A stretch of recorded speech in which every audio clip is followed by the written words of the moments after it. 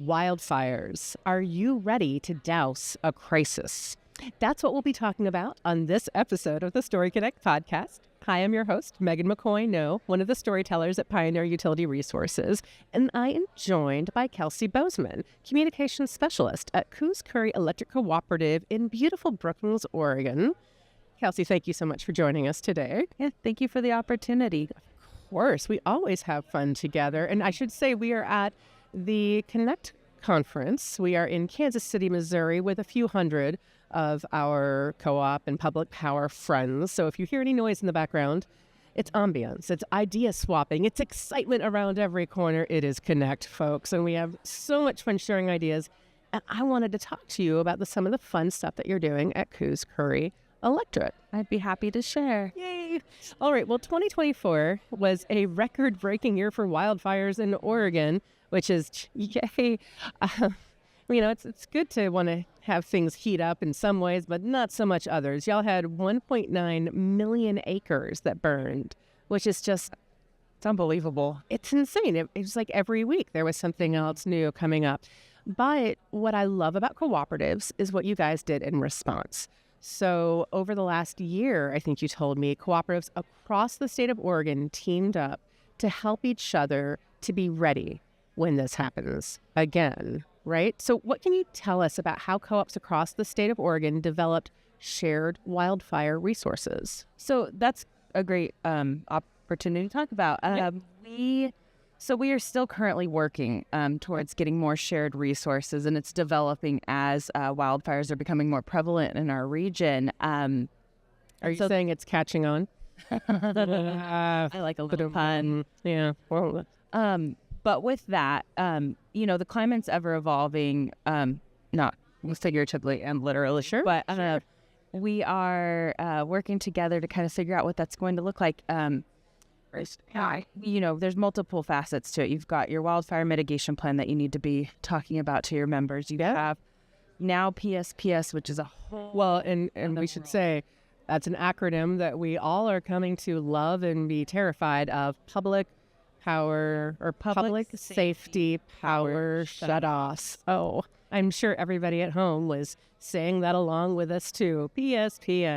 It's not like a PS, I love you. It's a PS, we really do love you.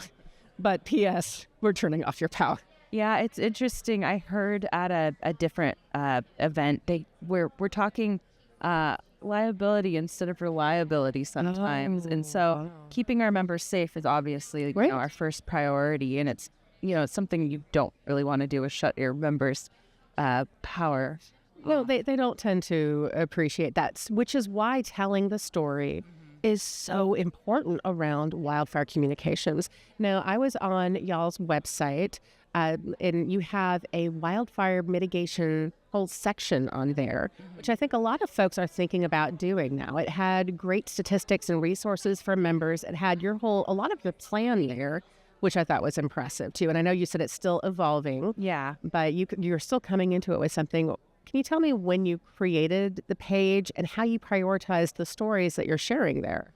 So it was a combined effort. Our wildfire mitigation plan comes from our operations. It's very strategic. It's, reclosers and, how our settings are going to be. And working with member services and communications, we were able to really bridge that gap and talk in the same language. Yeah. And so with the wildfire mitigation plan getting updated with more information about PSPS, that's when we took the opportunity to connect and work on that and start telling the story from Coos Curry's perspective and how we want to protect our members and how, we really don't want to ever turn the lights off. No. But we're going to do what we can. We're going to look at whether there's different factors, whether that's humidity or temperature, and make the best possible decision for our membership so that, we can keep them safe in an event. Yeah, and there's a fine line there when you're communicating about public safety power shutoffs too. You don't want to accept the blame for anything that happens either. No,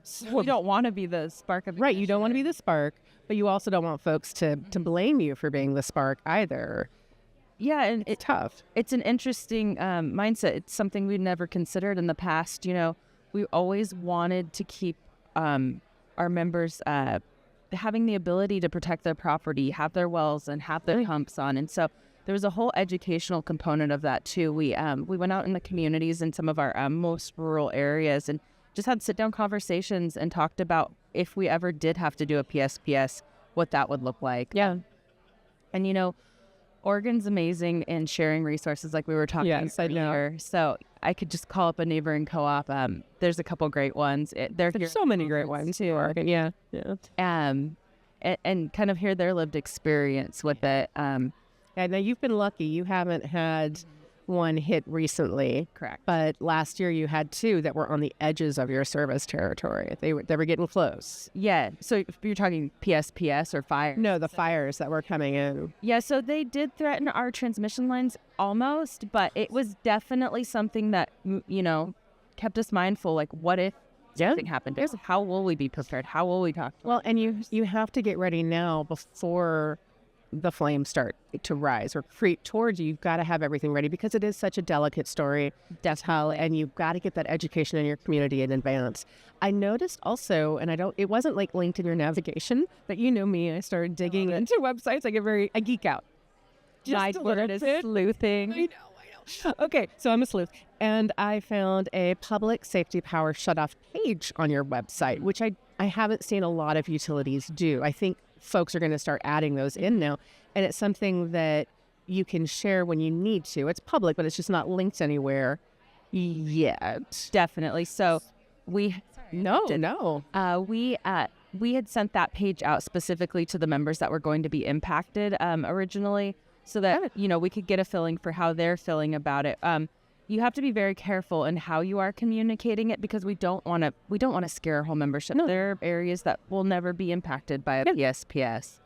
I like that. So it was a page on your website. It's live, but you can share it specifically with areas that might be impacted by it. How did you share that? Was it an email? Was it text? A constant contact blast with a direct link. And what was great about that, we were able to track who actually opened it. Ooh. So then, you know, I love data. And me too. Yeah. Sleuthing. Yes. So we could say, you know, this area is definitely understanding what's going on. Yeah. They have questions. You know, we opened an opportunity for them to provide feedback to us too, because we're learning through this experience as well. Nice. I love that. Now, telling folks that you are turning off their power voluntarily, it's a tough story to share, as we've said. Pioneer just in May, because May is Wildfire Awareness Month, a lot of folks are getting ready for what will hopefully be a wet season. Fingers crossed. Not hurricane, you know, but not fire. No wind, please. No wind, no massive wind. Yeah, anyway. We're hoping it's a smooth summer. I think that's a song. But just in case, we debuted a free wildfire communications toolkit. You can get it at pioneer.coop/wildfire.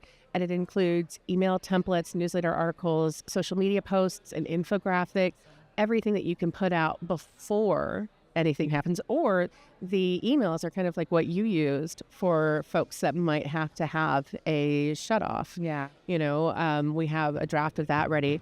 What other tools do you think folks need to have ready before a fire approaches their area? So okay, there's fire and then there's PSPS. Let's talk about PSPS. Yeah, sure.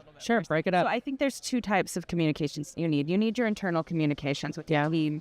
You need to have a game plan. So we have like a 16-page document that outlays everything we're talking from, what that messaging is going to look like, who's going to get the messaging, how we're going to tell our board, how we're going to tell our employees, and then that's when you roll out the external messaging. Because it might say it's a PSPS, we might never ever share anything. We are just geared up, ready to go in case there is one. Yeah. So you have to start that internal dialogue before you can start communicating with your external. And then you talk wildfire, and that's a whole other gamut. Yeah. And I think that one is always going to evolve. Have your crisis communications plans, follow your templates. There's some great resources here at the conference too. For comms where you can pick up. Well, again, we learn best when we learn from each other. That's why I love getting together like this at Connect, getting together at the Nick. We're going to be in Montana this fall. It's amazing. I know. So any chance you get to share ideas and hear what other people are doing, it's always a powerful thing. So one of the things that you shared that I thought was really interesting was community partnerships. We were talking about this, and you said you have some education that you do on your defensible space before wildfire season, and that's not something that I've heard a lot of folks talk about before. Can you share about it? Yeah, so we're fortunate in our area. We have a great forestry agency, Coos Fire Protected Agency. I'm going to get the acronym wrong right now. No. But anyways, they go after grant funding, and they have resources that can actually help our members where they might do assessments for defensible space. So it's sharing those resources of our community partners, getting them hooked up with their local fire departments, to make sure they're safe, and if there ever is an event where, Well, and I like defensible space. You're talking about making sure they've gotten anything that might catch fire away from the house. Yeah, if it's wildfire season, anything that's dry, and having pruning things back and just being aware of where your blind spots are.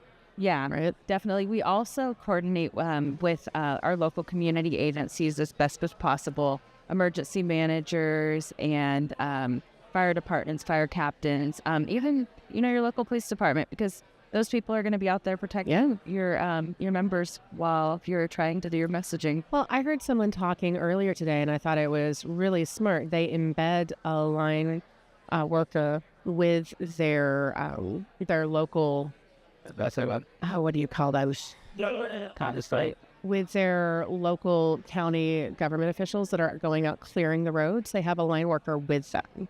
I need to steal that idea. That's right. Awesome. Well, no, it's admire and acquire, right? So I love and I appreciate the idea of having one of your line crews who is assigned to go out with the fire marshal, right? Or with one of the fire teams, because if they come across a live wire situation in the middle of a wildfire, they're there to help, and they can help advise, and you don't have to wait, and you don't want to wait during a crisis. Oh, definitely. So, yeah. We are actually really gearing up some of our first responder training right now, just to talk about if there is a car hit pole, if there is an emergency, if we see a line down, there's sparking, all of the above. And so, carrying that idea is a really cool opportunity. Well, and it all plays off of each other. It's all about education. For sure. Now, you mentioned this briefly. I think you said a 16-page document internally for your wildfire and crisis communication planning. Yes. Which is a lot. And we talk a lot about on the podcast about community storytelling, but internal storytelling before a crisis hits and during a crisis can be just as critical. So how did you develop your internal wildfire plan, and what should utility planners think about when they're working across departments to develop a plan? That's a great question. You really need to focus on the phasing, I think, and the preparedness. I think of that document specifically as like a roadmap. So if all of us were gone, they could pick this document up and say, "We're not going anywhere, Kelsey. Come on." Got this. But having the different phases of the event and what you're going through in the moment, being able to identify who you need to talk to, what that messaging might look like, and how you're going to get it out to the public. Just a roadmap. Well, and I thought it was really clever. You said that you sat down with folks from different departments and you worked on your vocabulary, because everybody had different ways of explaining what was happening. And you're talking about the same things, but they're using a whole different set of words for it. And you've got to figure that out before there's a crisis. We have so much industry jargon. Oh, I love jargon. We've heard about my jargon jar, right? No. It's like a cussing jar, but when someone uses jargon, you have to put money into the jar and be like, y'all, we can't use that. We need an acronym jar too. Oh, no, I don't think there's a jar big enough for that. Again, public safety power shutoff. P.S. P.S. We love you. I really want someone to have this. P.S. P.S. We love you. So, all right. One last question before I let you go. And thanks for taking the time in the middle of the conference to talk to us about this. It is something I hope folks are thinking about now. But if a utility has not developed a wildfire preparedness strategy, a communications plan for this internally and externally, what do you think they should tackle first? Talk to your neighbors, talk to other co-ops around you, see what they're doing. Everyone has such a different nuanced view. Sure. And if you can take pieces and start developing from that. I mean, I even, I guess my mother-in-law, she has a house in Hawaii, and that's a nice mother-in-law. She has PSPSs in Hawaii, and I'm like, send me your email.